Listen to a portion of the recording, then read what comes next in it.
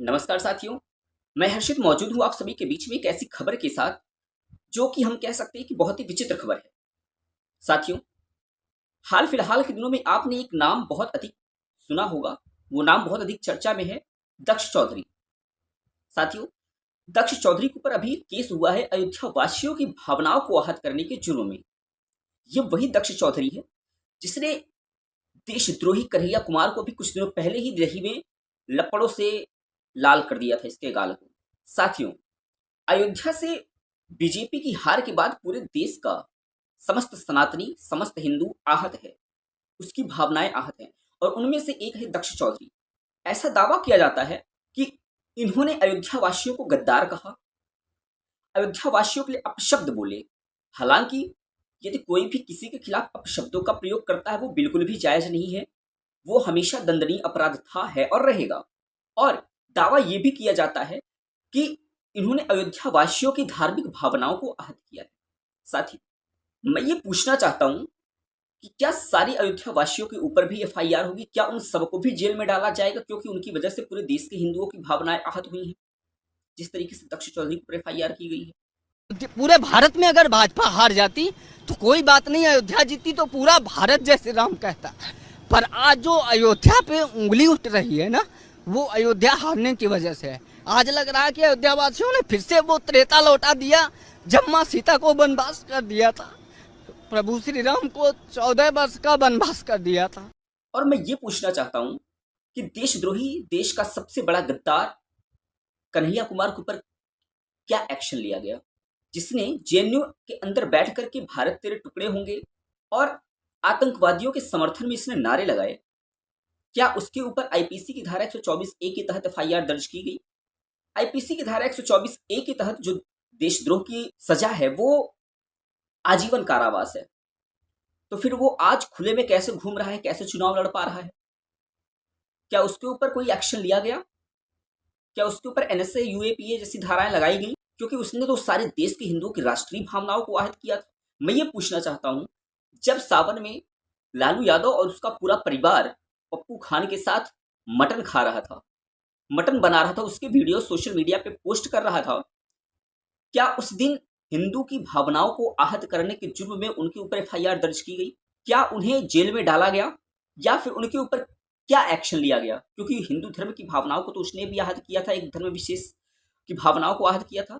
क्या उस पर किसी तरीके का एक्शन लिया गया? क्या जब चारा चोर का नबी फेल बेटा, वो लालू का लाल, नवरात्रि में प्लेन के अंदर बैठ करके हिंदू धर्म की भावनाओं को आहत करने के उद्देश्य से मछली खाता है, क्या उसके ऊपर किसी तरीके की धारा लगाई गई? क्या हिंदू धर्म की भावनाओं को आहत करने के जुर्म में उसको कोई सजा दी गई, उसके ऊपर एफआईआर की गई? क्या एक्शन लिया गया उसके ऊपर? क्या उसने हिंदू धर्म की भावनाओं को आहत नहीं किया था? क्या जब भगवान शिव के शिवलिंग को बरेली के मौलानाओं मुल्लों द्वारा अपमानित किया जाता है, शिवलिंग के लिए अपशब्द प्रयोग किए जाते हैं, ज्ञानवापी में स्थित शिवलिंग को फव्वारा बताया जाता है, क्या उस दिन हिंदू धर्म की भावनाएं आहत नहीं हुई थी? फिर उस दिन किस तरीके का एक्शन लिया गया था? आखिर वो आज जेल में क्यों नहीं है? उनके ऊपर एफआईआर क्यों नहीं की गई? क्या इसका कोई जवाब है? क्या इस जुर्म में उन्हें गिरफ्तार किया गया? क्या जब वो समाजवादी पार्टी का नेवला मौर्य हिंदुओं के सबसे बड़े आस्था के प्रतीक भगवान श्री राम को गाली देता है, उन्हें अपशब्द कहता है, उन्हें अपमानित करता है, तो क्या उसे जेल में डाला गया? इतने बड़े जुर्म करने के अपराध में क्या उसे कुछ ऐसी सजा दी गई? क्या उसने हिंदू धर्म की भावनाओं को आहत नहीं किया था? या फिर केवल दक्ष चौधरी ने ही अयोध्या वासियों को जो कह दिया उससे धार्मिक भावनाएं उनकी आहत हो गई? इस प्रकार से तो पूरे अयोध्या वासियों पे भी एफआईआर होनी चाहिए, उन सबको भी जेल में होना चाहिए। इस तरीके के अनेकों उदाहरण हैं। वो दक्षिण में बैठा हुआ एक मंदबुद्धि बालक स्टालिन, उदयनिधि स्टालिन, उसने सनातन धर्म को डेंगू मलेरिया कहा। क्या उसने हिंदुओं की भावनाएं आहत नहीं हुई? क्या एक धर्म विशेष की भावनाएं आहत नहीं हुई? उसके ऊपर क्या एक्शन लिया गया?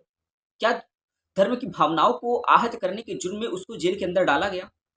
क्या उसके लिए और कुछ स्पष्टीकरण चाहिए था? इस तरीके के अनेकों ऐसे केसेस हैं जो हिंदू धर्म की भावनाओं को आहत करते। और साथियों, केवल हिंदू धर्म ही नहीं, यदि कोई भी व्यक्ति किसी भी विशेष समुदाय, किसी भी धर्म की भावनाओं को आहत करता है तो उसके ऊपर कड़ा से कड़ा एक्शन लिया जाना चाहिए। परंतु मैंने जितने भी उदाहरण गिनाए, क्या इनमें से किसी के ऊपर भी किसी प्रकार का एक्शन लिया गया? साथियों, परेशान उन्हें ही किया जाता है जो कमजोर होते हैं, लाचार होते हैं और जिनके पास किसी तरीके की राजनीतिक पहुंच नहीं होती। उन्हें ही प्रताड़ित किया जाता है, उन्हें ही परेशान किया जाता है। और यदि वो कुछ भी बोल दें, अगर लोगों को लगता है कि यार ये भावनाएं आहत हो गई, तो उसे ही पुलिस थाने में और कोर्ट कचहरियों में घसीटा जाता है। तो साथियों, कैसी लगी आपको ये वीडियो? कमेंट करके जरूर बताइएगा। चैनल को सब्सक्राइब करिएगा और अगर वीडियो अच्छा लगा हो तो इसको शेयर भी जरूर करिएगा। मिलते हैं नेक्स्ट वीडियो में, तब तक के लिए नमस्ते, जय हिंद, जय श्री राम।